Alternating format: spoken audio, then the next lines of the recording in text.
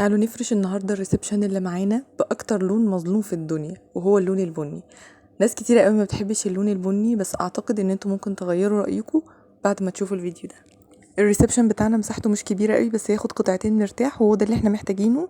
هنفرشه بليفنج وكمان سفرة.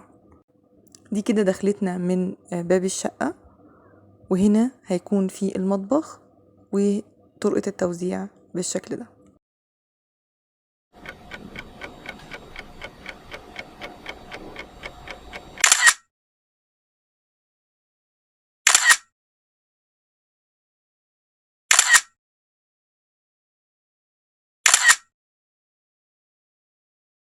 تعالوا بقى نشوف بالتفصيل احنا عملنا ايه.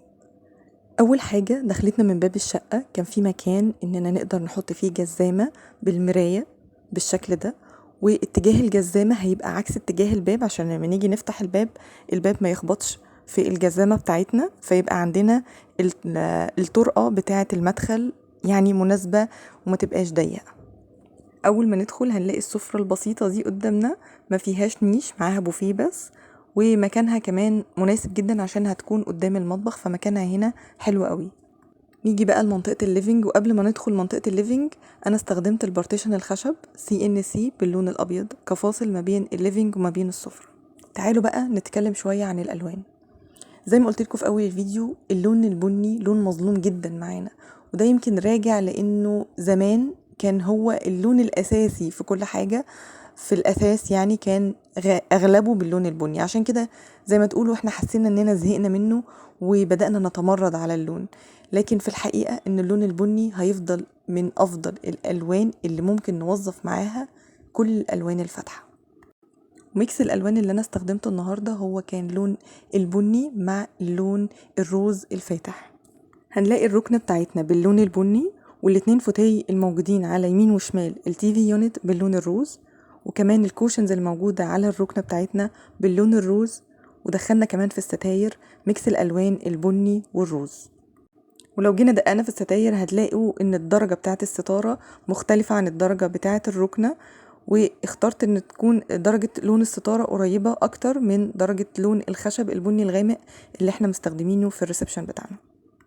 استخدمنا اللون البني الغامق في اكتر من حاجة، زي التي في يونت بتاعتنا لونها بني غامق، وكمان الترابيزة اللي موجودة في منطقة الليفينج بالبني الغامق، وكمان البوفيه بتاع السفرة بتاعتنا فيه قطعة كده باللون البني الغامق، والجزامة بتاعتنا في الأول خالص هتلاقوا فيها جزء بني غامق، وكمان الساعة اللي موجودة على الحيطة بتاعة المطبخ باللون البني الغامق.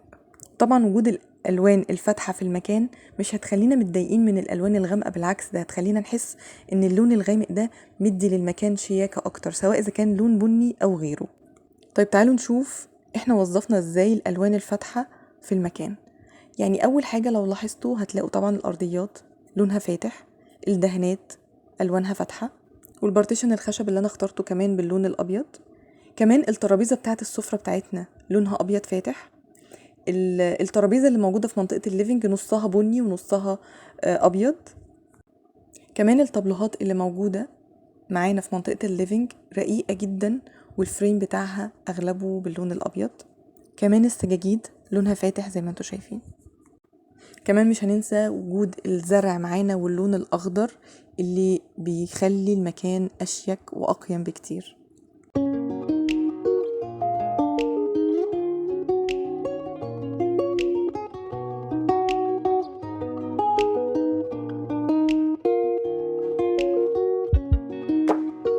يا رب يكون التصميم بتاع النهارده عجبكم، تقدروا تاخدوا منه افكار، وقولوا لي في التعليقات لو انتوا لسه ما بتحبوش اللون البني ولا ابتديتوا يعني تتقبلوه.